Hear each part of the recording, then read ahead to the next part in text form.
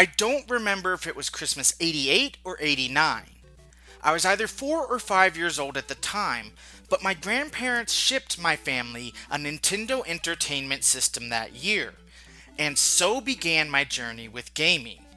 It was the version that came with two controllers, the Nintendo Zapper and the Power Pad, and Super Mario Bros. / Duck Hunt / World Class Track Meet as the pack-in cartridge.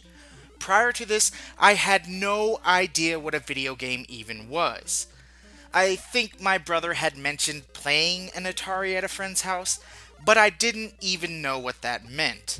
In today's world, it seems impossible that a child would make it to 4 or 5 years old and never play a video game, but this was the late 80s.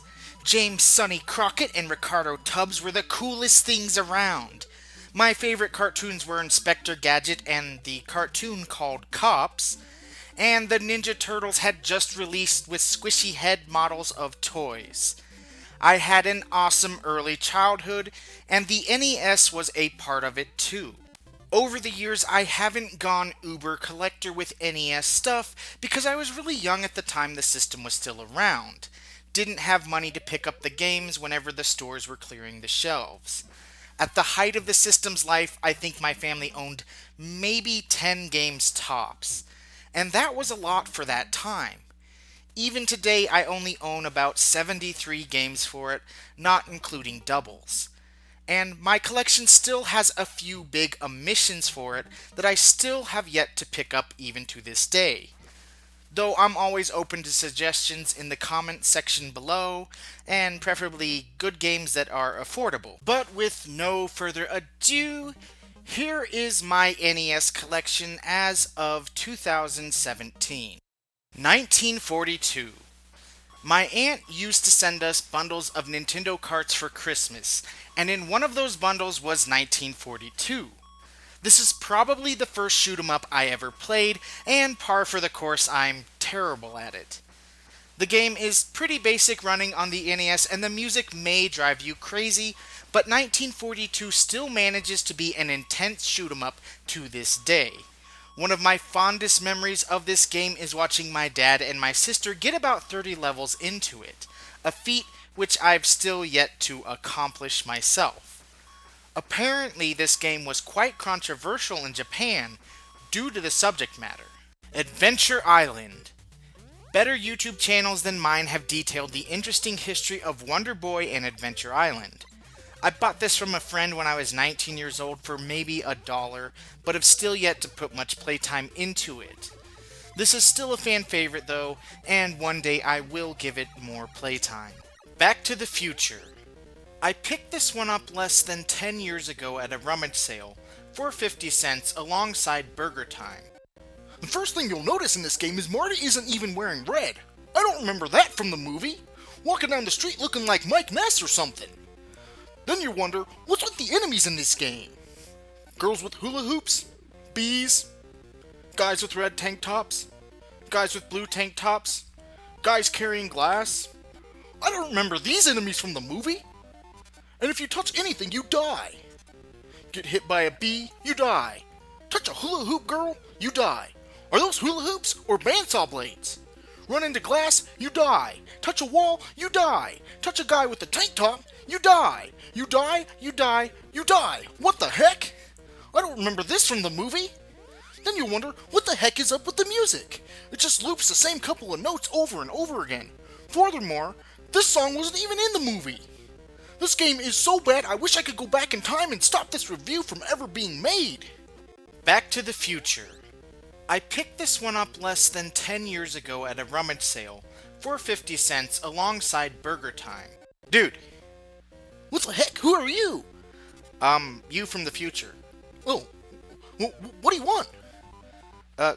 Don't review this game. Oh. Okay. Bad dudes.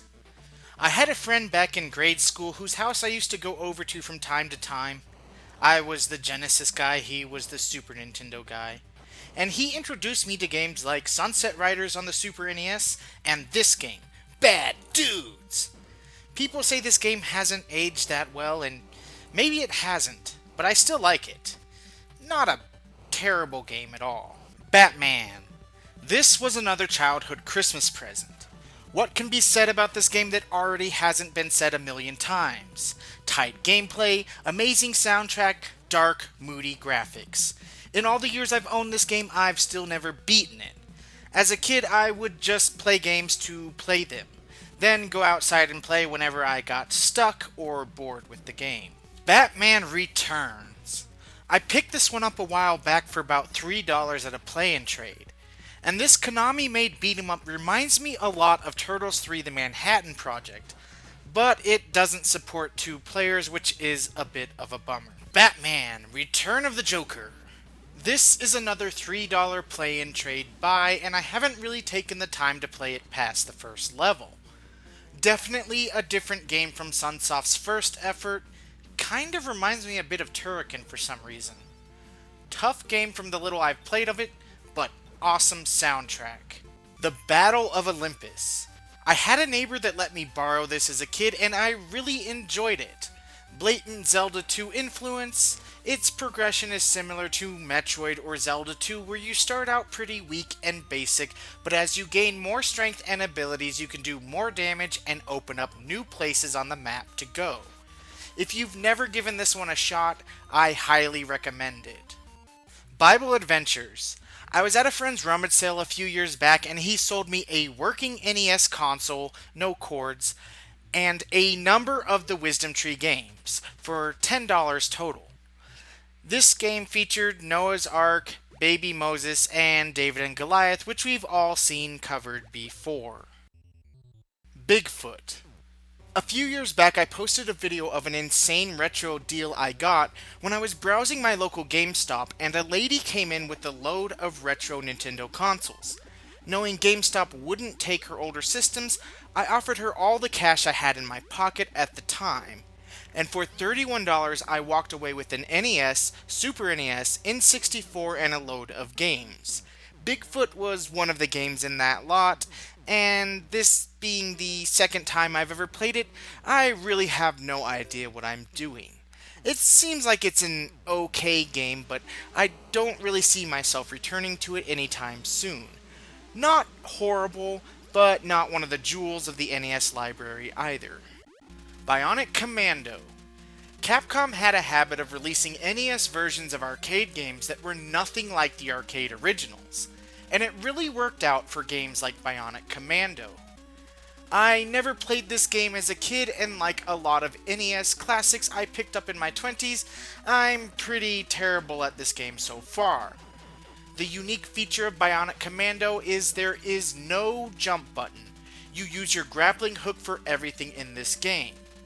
There's a reason this game comes highly recommended, even if I am terrible at it so far. The Black Bass. There are only 2 fishing games I have ever cared to play in my life. One is this game, which I've owned since I was a child, and the other is Sega Bass Fishing on the Dreamcast. Pretty engaging considering it's an 8-bit fishing game. Not bad, but it's a fishing game. Burgertime. Post Donkey Kong, there were a lot of ladder climbing games, and one that stands out is Burgertime. I'm pretty terrible at this game, but in Burgertime you play as a hotly pursued chef who is trying to assemble burgers by running over the pieces of the burgers to knock them down a level, until you have a fully assembled burger at the bottom of the stage. You can smash your pursuers underneath the pieces of the burgers, and the whole game is pretty intense and pretty difficult, at least for me. Good game though. Captain Skyhawk. This rare developed game is one I've had since I was a kid, and features some really cool visual effects, by NES standards, and an interesting mixture of shoot-'em-up / flight combat games like Top Gun, / mission objective flight games, and space docking sim. Do you have any idea how many years it took me to finally learn the pattern of docking with the space station? I don't think I've ever beaten this game, but a quality game overall. It won't make you forget about better shoot-'em-ups on the NES, but worth a look nonetheless. Castlevania. Feel free to pull my gaming card, but I somehow made it through the entire Nintendo era without playing a single Castlevania game. Outside of I saw a friend play a snippet of Simon's Quest once. I even made it through the entire 16-bit era without playing a Castlevania game. In fact, I didn't officially play a Castlevania game until I played Symphony on the PS1. I would later acquire Bloodlines on the Genesis, but I would not acquire the first 4 Castlevania games until my junior or senior year in high school, when I bought them off of a friend. Games like Castlevania are the reason we still love the NES to this day. Exceptional level designs, tight gameplay, and a high degree of difficulty. The difficulty curve, however, is not done in an unfair manner. The controls are perfect and responsive, though some may argue differently. And the game isn't hampered by impossibly unfair design like so many other NES games out there. Castlevania is one of those games that you have to learn and acquire the right timing and techniques in order to master. This is a game that requires memorization and perfect timing. Not good timing, not great timing, but perfect timing. Even the platform jumping requires perfect timing to make the platforms. This game is tough, but incredibly rewarding. This is a classic. The original Castlevania does not have a password system, so it's designed for you to sit down and play from start to finish in one sitting, which is doable because there are infinite continues. However, I bet this is one of those games that people would pause and leave on for days at a time in order not to lose their progress in the game. I never did that, but be honest, if you didn't do that, you knew someone who did. Castlevania II Simon's Quest. Ever since the AVGN review, it's been pretty mainstream popular to bash this game, but I still find it engaging. I know the day-to-night transitions take a while, but the night portions have this fun intensity to them. I don't know how to describe it. Maybe an extreme battle mode that lasts for 5 minutes at a time. You almost feel like you've got to get to a safe place before night begins. I like this game. And the music is spectacular too. Castlevania III Dracula's Curse. Castlevania 3 brought the series back to its roots and adds extra playable characters, including Alucard. This was the game that introduced him to gamers. Unfortunately, I've yet to fully give this game as much playtime as I would like, but plan to someday. Make no mistake, this game is usually brought up in the discussion of the best Castlevania games for a reason. And it even has a password system, thank goodness. Commando. This is another game that came in a Christmas bundle, and while I've never gotten even close to beating it as I'm terrible at it, I still enjoy popping it into my console from time to time. Again, I'm terrible at it, but I sometimes have beast runs where I'm in the zone, untouchable, dodging everything and killing them all, until I get hit and die. If you've somehow managed to overlook this one-hit deaths, intense gameplay, and definitely worth playing. Double Dragon 3. I do remember playing Double Dragon 2 back in the day, and I also remember really liking Double Dragon 3 when I was younger, and I still love the America theme song in the game. But this is a game I have no chance of getting very far into without a second player. One life, no continues, and the traditional cheap Double Dragon AI opponents. I know this game is generally disliked, but I still have good memories of playing it. I have actually played more of this one than the first two. Dragon Warrior. The historical significance of Dragon Warrior, aka Dragon Quest, to console RPGs cannot be overstated. If you were birthed into RPGs through Final Fantasy VII or a later game, its rudimentary gameplay and design elements like having to open a menu to talk to non-playable characters, or to walk up and down stairs, and the sheer amount of level grinding required in order to succeed in this game, may turn you off. I did not own this one growing up, but this is an RPG designed for a completely different era of gaming and requires an old school mindset in order to fully appreciate. Excitebike. I remember playing Excitebike at someone's house as a kid. I never owned it myself, but I remember thinking it was really cool that I could design my own tracks. The graphics may be simplistic, but in playing this game again, I realized the gameplay is still really engaging for what it is. This is still fun to play. Exodus: Journey to the Promised Land. My Nintendo doesn't like this cartridge at all, and it took me almost 10 minutes of messing with it, swabbing it with alcohol, and using all my NES tricks to finally get it to boot up without crashing. The game itself isn't a bad game at all, a simple maze game where Moses collects items and defeats enemies. Not spectacular, but engaging enough. Final Fantasy. In 1993, a friend of mine's Nintendo broke, so his mom gave my brother and myself a brand new copy of Final Fantasy. Newer fantasy fans or newer RPG fans in general may be turned off by the grindy nature of the gameplay and a complete lack of any character development on top of a pretty basic storyline overall. However, I don't know why, but this game managed to capture my imagination as a kid like no other game had before. I would look at the monster chart included in the box, and then I would spend hours upon hours drawing hordes of my own made-up mythical creatures.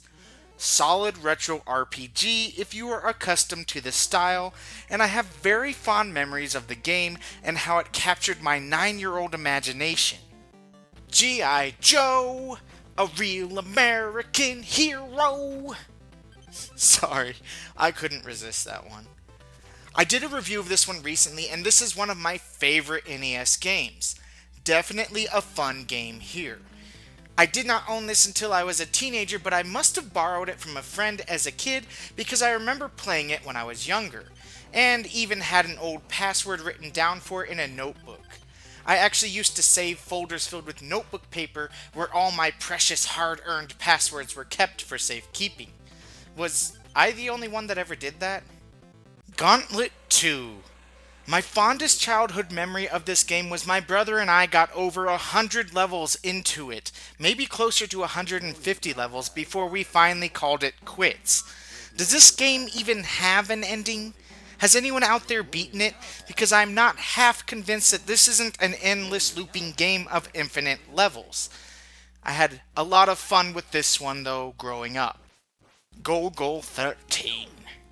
This was in a Christmas cartridge bundle as well, and while I do remember playing it a lot, I always found it to be a really strange mixture of multiple genres into one game. I don't know if I've ever found this game to be great or just kind of interesting. Side-scrolling shooter, shoot-'em-up, cursor-based shooter, first-person shooter, and a blatant sex scene where you don't see any of the action, but you watch your life gauge skyrocket after the blinds are closed. I've never beaten this game because I could never figure out the first-person maze scenes. The Goonies II. I had a childhood next-door neighbor that would always talk about this one. I don't remember where I picked it up at, but I do find it also to have an interesting mixture of genres packed into this cartridge. It has nothing to do with the movie, but I see why he would talk about it all the time. Ikari Warriors. I remember there always used to be topics on the Game FAQ's NES forums about the hardest games on the system, and Ikari Warriors was one that would always come up in those discussions. I probably picked this one up at a play-in trade as well sometime in the past. This plays a lot like Commando, except it allows 2-player co-op but doesn't run nearly as smoothly as Commando does. Joshua, the Battle of Jericho. Like Exodus, this seems to be a maze game of similar make and model. Engaging for what it is. Journey to Silius. In 2010, I visited small town Illinois where I grew up to go back for a childhood friend's wedding. I stayed for over a month, and I even got to walk around my old hometown. My wandering would eventually bring me into a pawn shop where I noticed a stack of Nintendo games on the shelves, and in that stack was a copy of Journey to Silius. I had previously seen the Derek Alexander HVG and review of this game and really wanted to play it. I believe I paid $2 for it. Kabuki Quantum Fighter. I don't remember how this HAL developed game came to my attention. Maybe Hardcore Gaming 101, or actually I think even an editor at GamePro.com of all places brought it to my attention. But I ordered this one online and still haven't spent a lot of time with it, but dude, you kill people by headbanging them to death. Totally metal! Definitely worth a look. Kid Cool. Well, if AVGN says this game is a fecal matter load of fornication, that's good enough for me. Okay, not really. This is one I got from that lady I bought the Nintendo systems from at GameStop, and I will say this. I definitely cannot find my timing in this game. The controls do feel a little sluggish, and the way the screen scrolls upward does affect the controls as well. However, more than likely, having not played much of this one, it's because I'm inexperienced and just need to learn the quirks of the game first. Do I think it's a bad game so far? I've played worse. Kid Nicky Radical Ninja. When I was 6 or 7 years old, my family came out to Arizona for a vacation to visit my grandparents and cousins. One of my cousins had this game, and I have fond memories of playing it. Simply put, I love this game. I did not acquire it until my late teens, but it is simple yet fun, and has a very simple theme song repeated every level that will get stuck into your head for decades. King of Kings: The Early Years. Of the Wisdom Tree games I own, this and Bible Adventures are probably my least favorite too. You basically get 3 flawed games in one cartridge, but I don't have to go much further in depth as this game has already been covered. Clax. It's the 90s, and there's time for Clax. I don't remember where I picked this game up from, but Clax is a fun puzzle game where you grab blocks you see coming down, I guess, a conveyor belt, and try lining up 3 in a row horizontally, vertically, or diagonally in order to make them disappear. I own the Tengen version or Tengen version of this game, and the weird thing is you can't play both the sound effects and music at the same time. You have to choose one or the other. However, I really dig the music. Another rare addition here is the inclusion of a completely different minigame on the cart. This game is addictive and fun. Kung Fu. This is one of those games that everyone else seemed to own except me. I played it many times as a kid despite never owning a copy myself until I was in my mid to late 20s. You scroll across each level, punching and kicking fools to death with your kung fu skills. Eventually, a more varied cast of enemies come along like dragons and snakes. This is still a fun game, and I think it holds up better than similar games like Black Belt on the Master System. But I could just suck at Black Belt. Are there people out there that actually like Black Belt better? The Legend of Zelda. I never played the original Zelda prior to my freshman year in high school, where I picked it up from Premiere Video used. My first Zelda game was A Link to the Past, and that was the game that finally convinced me I needed to buy a Super Nintendo. The original Zelda still stands the test of time and is still a classic. I can imagine this game capturing the imagination of kids similar to the way Final Fantasy captured mine, sort of capturing that childhood sense of adventure.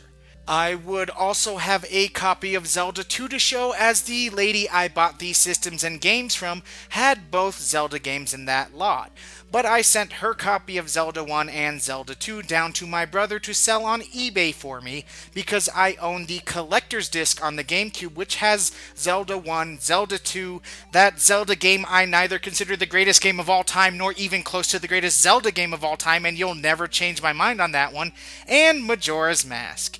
It was more lucrative to sell the carts than to keep them if I already owned them. I still held on to my personal copy of the original though. Little Nemo the Dream Master. We used to get $50 from my grandparents for birthdays, and don't ask me why, I decided one year to spend my money on Little Nemo. I had no idea what this game was even about when I bought it. I've always found the mechanic of Nemo wearing animal suits to progress to be a really cool feature. To this day, I have still never even come close to beating this game. That stupid train level was always the end of me.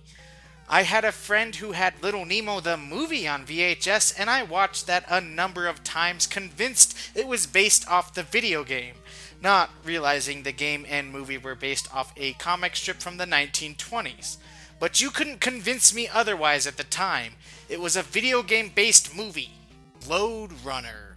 Speaking of tough ladder climbing games, Lode Runner is another play-and-trade pickup, and is also another fun ladder pursuit style game, which has your character collecting treasure while being hotly pursued.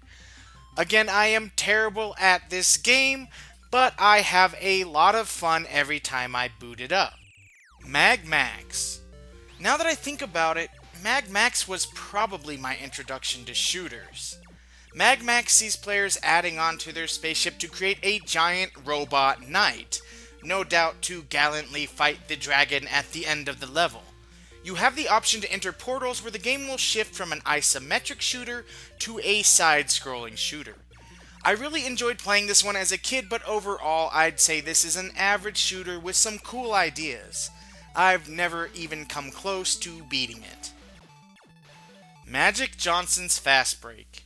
This is another game that came with the systems I bought from that lady at GameStop. It's okay, I guess. Simple 2-on-2 basketball game, but the only 2-on-2 basketball games I've ever found worth talking about have NBA Jam in the title, and the ability to shove opponents in this game would have been marvelous. Mega Man. I've owned the original Mega Man since childhood, but have still yet to beat it. I've come very close at times, but I still usually rage quit in Dr. Wily's stage. What can be said about this classic that hasn't already been said a million times? This is the game that introduced us to gaming's original identity thief, and it stands the test of time to this day. The only big complaint that might be waged against it is the lack of a password system, meaning you have to start from the beginning every time you boot the card up, meaning you have to beat it in one sitting, or, as I said earlier, be one of those weird kids who would leave the game paused for days at a time. Mega Man 2. This one seems to be the fan favorite.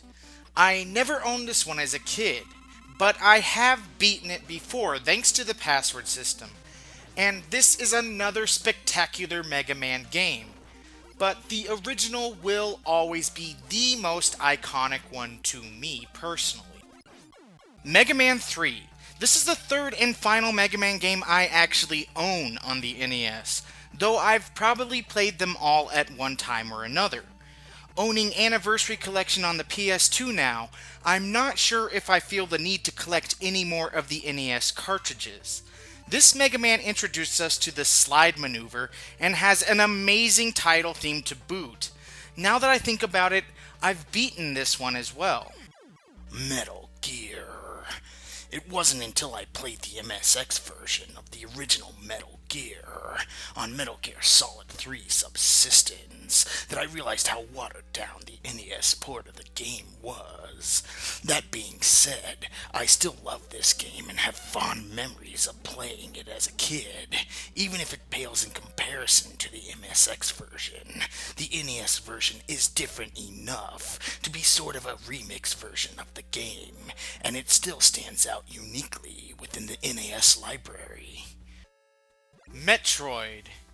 I never owned Metroid growing up, but I did borrow it from a neighbor and got really far into it at the time. I have two copies of the game now, but I didn't pick up my first until well into the PS2 era of gaming and have yet to beat it. I know, but at the time I was focused on the current gen and put beating it on the back burner and have still yet to get around to it. Pull my gaming card if you want. This is a must-buy though if you have an NES. Othello. I picked this one up in Illinois and it seems to be a glorified game of tic-tac-toe. The point is to fill the game board and the one who has the most colored dots in their color wins at the end. Placing a piece by your opponent's piece flips over theirs to the same color you are using. I have no idea what I'm doing in this game nor why the game would not let me place my pieces in certain spots, but the computer had no problem figuring it out and very easily beat me. POW, Prisoners of War. I don't remember where I picked this one up, but seeing as I love beat-em-ups, I took to it really quickly, and I really like what little I have played of it. The only downside in this arcade to NES port is that it's only one player, unlike the arcade version which is two players. Seems kind of strange to call it Prisoners of War if there's no two-player option. This is a genre that is most enjoyable with a friend to play with. Pinbot.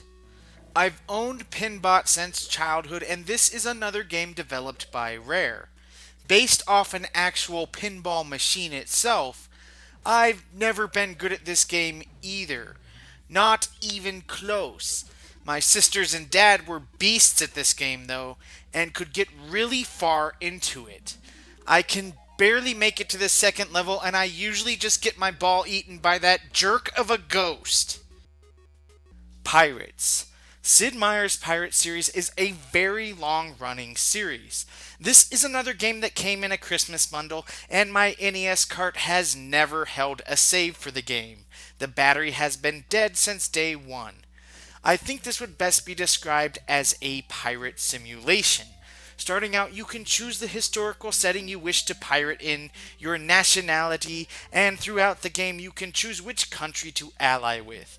You can form treaties with various countries for fair treatment in their ports and to wine and dine their governors, or you can be a rogue and attack every country's ships and basically have the whole world pissed off at you. So much so that they fire on your ship before you can even reach their ports. This game seems really dry at first, but is incredibly in-depth and addictive once you get into it. Too bad my cart won't hold a save. I've since picked up Pirates Gold on the Sega Genesis and even modern versions of Sid Meier's Pirates on the original Xbox and the Wii, which are identical versions of the game, so choose one or the other if you have the option. I highly recommend looking into any version of the Pirate series you can get your hands on. It's a great series. Pro Wrestling. This is a classic wrestling game, but not one that I ever owned as a kid. I basically get spanked by the computer every time, and the AI can be a little cheap. However, there is a surprising amount of depth to the moves you can pull off in this game when you consider the 8-bit hardware. Not sure if I will ever take the time to get good at this one, but I am impressed with it. RBI Baseball. I don't play sports games, but I can sure play me some RBI Baseball. I used to play this game all the time at friends' houses as a kid, and I always loved this game. It's literally the only baseball game I ever cared to play. Simplistic, yet fun. And Nolan Ryan. Nuff said. Rygar. I picked this one up after I had already played the PS2 Rygar, and I haven't taken the time to beat it. But I do enjoy the strange mixture of side-scrolling action mixed with overworld exploration. Definitely a unique game. Skate or Die. This is another one I always seem to play at other kids' houses, and I am as bad at it today as I was back then. I always really liked this game for some reason. In hindsight, the game is pretty basic and the variety of modes offered is also kind of basic. but I remember at the time how unique I thought this game was. I mean, think about it. A video game about skateboarding? Who'da thunk it? This is as extreme as sports games get in 8-bit. Sky Shark. This is another one I got in a Christmas bundle, and I have never been good at this game in the least. This is one of the shoot-em-ups that helped start me in my lifelong journey of being terrible at shoot-em-ups. I am very lucky if I can stay alive for over 30 seconds of play in this game, and I think my best runs in the game have landed me on the 3rd, maybe the 4th level at best. Great shooter though, and awesome soundtrack to boot. We love you, Taito. Soccer. I don't remember where I picked this game up, but this early NES release still makes for a fun little game of soccer. I don't even know if I've even ever booted this game up prior to capturing this footage, but even though sports games don't interest me at all, I always find retro sports games to be easily accessible and simple but playable. I guess when you can't do realistic physics, you focus more on playability rather than deep simulation. Spiritual Warfare. Of all the Wisdom Tree games I own, this one is definitely the best produced of all of them, and I actually kind of enjoy playing it. A simple Zelda clone here, but a decent playing one at that. It actually plays pretty smoothly. I don't know how long the game is, as I've only really scratched the surface so far, so it may be really short for all I know, but it plays well and controls smoothly. They even have the option of turning off the music if you're not a fan of hearing NES quality samples of Sunday morning hymns. This is easily the best playing Wisdom Tree game that I have found, and regardless of how you feel about the subject matter, plays pretty well overall. Star Tropics. Speaking of Zelda clones, here is one from Nintendo themselves. This is a within the last decade or less pickup for me, and while I've put a few hours into it, have yet to get very deep into the game so far. The game has its own control quirks and even autosaves for you, which is definitely unique for the time it was released. Am I the only one that thinks Nintendo completely missed the opportunity for a Wii sequel with this one? Does anything else scream Wiimote control like a yo-yo as a weapon? Strider. This is another Capcom, nothing like the arcade original nor the Genesis version, release for the NES. And I've never gotten very far into it, but the game is very glitchy feeling, but plays well overall. Unlike Bionic Commando, I would say the arcade version is better than the NES version, but this one is still worth a look for being a completely different game from the arcade original. Super Dodgeball. I cannot tell you how addictive and fun this game is even to this day. The graphics have a lot of flickering and slowdown, but they don't detract from this mean game of dodgeball. Unlike regular dodgeball rules, the players have life bars and can take multiple hits to drain their life bars before they die. No, seriously, they literally play to the death in this game, no joke. The added beanball mode is also super addictive. This is a classic. Super Mario Bros. / Duck Hunt. I've somehow managed to add 3 copies of the Mario Bros. Duck Hunt combination cart into my NES collection. As a pack-in with the system, this cartridge is everywhere. But hey, you can't go wrong with this combination here. Super Mario Bros. / Duck Hunt / World Class Track Meet. This was the pack-in for my NES, and what a way to be introduced to gaming. Super Mario Bros., the first game I ever played, Duck Hunt, probably the second game I ever played, and World Class Track Meet, no doubt the third, and one my family had a lot of fun stomping around on my now defective power pad with. The most amazing thing about Mario Bros. Is the power of word of mouth traveling. A lot of the secrets my family first learned about this game came from my sister's friend. In the days before internet, and not everyone having a subscription to Nintendo Power, we still managed to have a network in place for sharing Nintendo secrets. However, I have to admit that I thought the Minus World was a complete myth until I read an in-depth description on how to reach it in issue 50 of EGM2 when they changed their name to Expert Gamer. Seriously, no one ever got it right, and I didn't see the Minus World until long after I owned a PlayStation. Super Mario Bros. 3. Wait, Super Mario Bros. 3? What can I say? I never picked up the second Mario Bros. On the NES, but do own All-Stars on the Super NES. I never owned Mario Bros. 3 as a kid, but would play it a lot at friends, and I think even borrowed it from friends here and there. I probably don't have to go very in-depth with anything I can say about this one. Chances are if you ever owned an NES, you've played it or you owned it. So many uniquely awesome changes made from the original Mario Bros. That I don't have time to go into them here, but since most gamers have played this game, I probably don't ever have to. I would say that for sentimental value, the original is still my favorite Mario, but rightfully so, there is a reason why Super Mario Bros. 3 is heralded as the best Mario game of all time. Super Pitfall. This was another Christmas bundle game for me, so I've owned it since I was a kid. I've seen the AVGN review of the game and he brought up some interesting points about it. In truth, I never had any chance of beating this one. But I never remember beating it being a big priority on my list. I would generally have fun just exploring the game to see what new areas I could discover. Definitely a glitchy game, but I had some fun with it as a kid.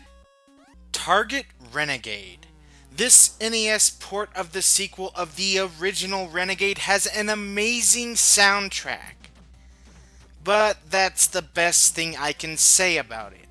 Another Christmas bundle game here, so I've owned it since childhood, but have never gotten particularly far into it, thanks to the one life with no continuous setup. I have beaten it with the help of a good old Game Genie, and it turns out once you beat it, the bad guy knocks you down, and you get sent back to the very beginning level of the game to fight these guys who always reminded me of Bret Hart for some reason. Game Genie or not, that was enough to rage quit right there. Teenage Mutant Ninja Turtles. So did I think this game was a cowabunga piece of dog fodder as a kid? Not at all. I really liked this game, but always found it to be impossibly hard. One of my childhood gaming feats was finally beating the underwater dam level, as even as a kid I figured out that if you leave one of your turtles untouched with full life, making it through the seaweed maze in good time is possible without worrying too much about your health. I think the furthest I've ever made it on my own is the airfield level. Tough game, and I know it's popular to bash it now, but I've always liked this game. Teenage Mutant Ninja Turtles 2, the arcade game. I didn't pick this game up until my early teenage years, and I think I've maybe beaten it once. I like it, but this wasn't the Turtles game I played the most as a kid. This is based off of the awesome arcade game, a game that were you to combine the arcade cabinet with the smell of a Pizza Hut would bring back tons of nostalgia for me, as I remember seeing the arcade version the most at Pizza Hut. To this day, I have never seen a Turtles in Time arcade cabinet, but the original arcade game was all over the place. The NES version is only 2 players, and I really like it, but haven't put as much time into it as I have my favorite Turtles game on the NES. Teenage Mutant Ninja Turtles 3, The Manhattan Project. Hands down, this is my favorite Turtles game on the NES, and my brother and I have played through it dozens of times over the years. We used to marathon this one. I forget how long it would take us to beat it, but a couple of hours, if not more. I have so many amazingly fond memories of playing this game, and at one time had most of the game memorized. The only complaint I can wage against it is that without a second player to play with, I won't say it's impossible to beat, but this game is designed with two players in mind, and a friend to play with really helps out. I remember Christmas 1993 when I got my Sega Genesis and my parents bought us Hyperstone Heist with it, Sonic 2 being the pack-in, thinking how short and easy Hyperstone Heist was by comparison. Same with Turtles in Time, short and easy. That is due to spending hundreds of hours playing through and beating the Manhattan Project.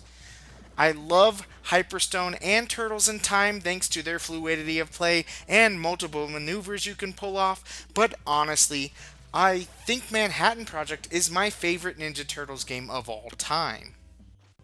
Tetris. What can be said about Tetris that you don't already know? Life is like a game of Tetris. The pieces you think you need are never the ones handed to you, and by the time that piece you thought you needed comes, you realize you are able to make do without it and didn't need it to begin with. Unless it's a straight piece. You always need the straight piece. Videomation. This is a paint program for the NES. No way to save your projects outside of taking a picture of your screen or recording it to a VCR or a capture card nowadays. Seriously, it's just a paint program. Wizardry. Not sure where I picked this one up at, and I have very little clue what's going on in this game either. Wizardry is a very long-running series of first-person RPGs with turn-based battles. Games like these pretty much required you to draw your own maps in order to not get lost. One day I will figure out exactly how to play this game, but check out Wizardry Tale of the Forsaken Land on the PS2 if you have a chance as well. Wrath of Black Manta. This game has an interesting mixture of what reminds me a lot of Sega Shinobi, but with more adventure and story elements mixed within it. I've never gotten very far into this game, I always die at the first boss. But I like this game for what it is. Definitely more Shinobi than Ninja Gaiden. Zoda's Revenge, Star Tropics 2. As little as I've played the original Star Tropics, I have played all the more or less of Zoda's Revenge. So much so that I don't even have a save on my cartridge. All 3 slots being taken up by the previous owners. This one seems to be the least favorite of the Star Tropic games amongst fans, and from playing it just a little, it definitely has a bit of a different feel to it, especially in the controls. And there you have it. That is my collection for the Nintendo Entertainment System. Yes, no Contra, no Ninja Gaiden, and no Kirby. And the list goes on and on. Like all my systems, I am still actively collecting games I want to play for them. So this list is definitely not final. Thank you for watching, hope you enjoyed if you made it this far. The NES was a big part of my childhood and I will always love this system. And will never forget all the great gaming memories I have with the system that introduced me to gaming. Once again, thanks for watching.